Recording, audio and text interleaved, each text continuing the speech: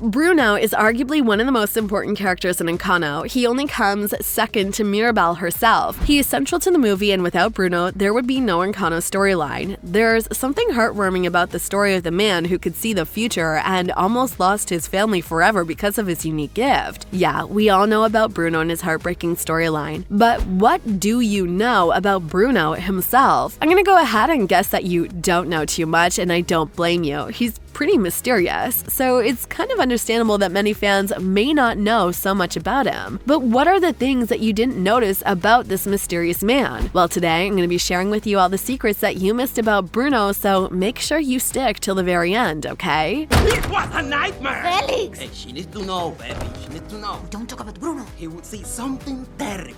We all know that Bruno loved his family. I mean, he even disappeared and gave up living a normal life to protect his niece, Mirabel. But even though he left, he still played within the walls of the Castia so he could be close to his family. Now, if that isn't love, then I don't know what is. I mean, he even came out of hiding to help save the Castia, even though his own family had an entire song about how they don't talk about Bruno. But did you notice that even though Bruno was in hiding, he still somehow managed to involve himself in a lot of family portraits? If you take a very close look at some of the posters for the movie and many pictures that include the magical family, of course, Bruno was not in the pictures. Well, not officially. But if you look really close in the background, then you'll notice that Bruno is well hidden in the pictures. You're gonna have to look very hard, but trust me, he is there, always by his family. It's even sadder that he wants to be included. But he loved Mirabel too much to reveal himself and risk having the family turn against her. You're very sweaty.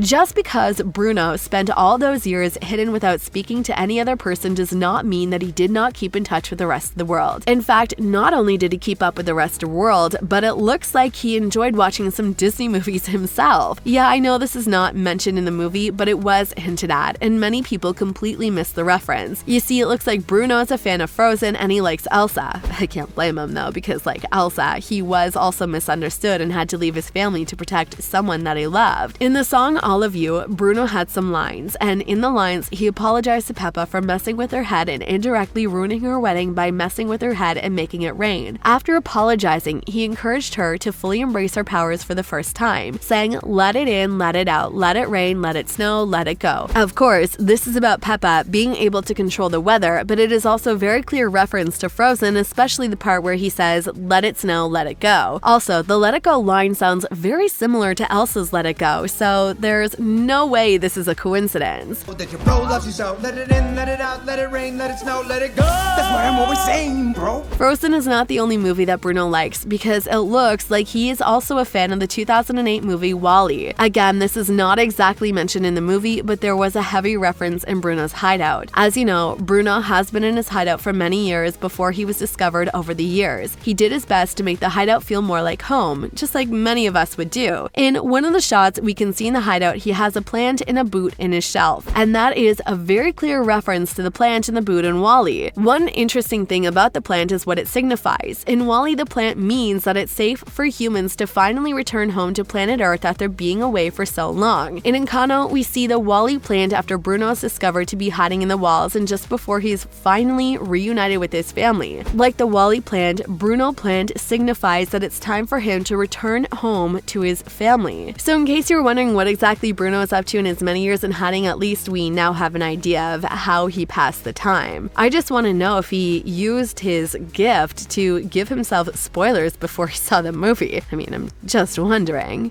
Oh, well, because, the mountains around the Encanto are pretty tall and, Another thing that you probably miss is in the song We Don't Talk About Bruno. Peppa's kids have a lot of negative things to say about Bruno. I guess she held a grudge against Bruno for ruining her wedding and somehow passed that along to her kids. I'm not saying that Peppa hates her brother or anything like that because it's super clear that she loves him. All I'm doing is pointing out the fact that her kids are the only ones that have bad stuff to say about Bruno. For example, Dolores sang, "Grew to live in fear of Bruno stuttering or stumbling. I can always hear him sort of muttering and mumbling," and Camilo sang, "When he calls your name, it all fades to black." yeah, he sees your dream and feasts on your screams. On the other hand, Isabella sang, he told me that my power would grow like the grapes that thrive on the vine. So while Giulietta's kids had only positive things to say about Bruno, Pepe's kids kind of saw him as a villain. That makes me wonder what exactly Pepe had said to her kids about Bruno.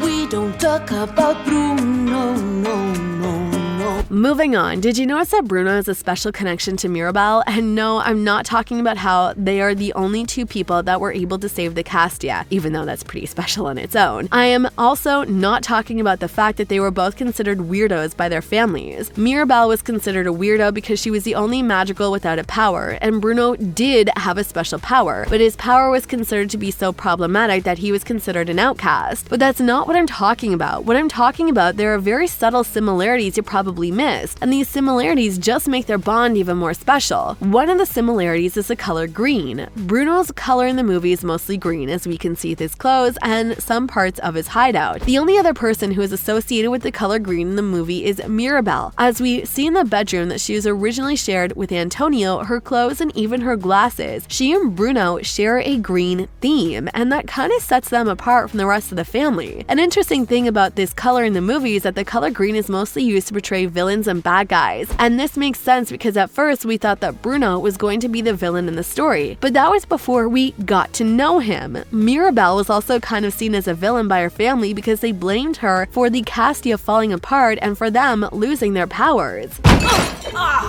Everything okay? Everything is great. She's just excited. Finally, let's round this off with the fact that Bruno's prophecies are the most self-fulfilling. Sure, he makes the prophecies, but if you don't act on them, there's a chance that nothing bad is gonna happen. For example, if Pepe hadn't let his prophecy get to her head, then she wouldn't have been in a bad mood on her wedding day, and there wouldn't have been a hurricane. Also, if Abdullah wasn't so obsessed with the magical power of a family, then there's a chance that the magic wouldn't have faded away and the Castia wouldn't have fallen apart. So in a way, Abdullah was the reason that the candle went out and not necessarily Bruno and his prophecies. And that is all for the secrets you missed about Bruno. I want to know what you guys think about this, so feel free to let me know in the comments section below. I love hearing from you. Remember, turn on notifications and subscribe if you haven't done so already. What's happening? Where are we going? Home. Hey!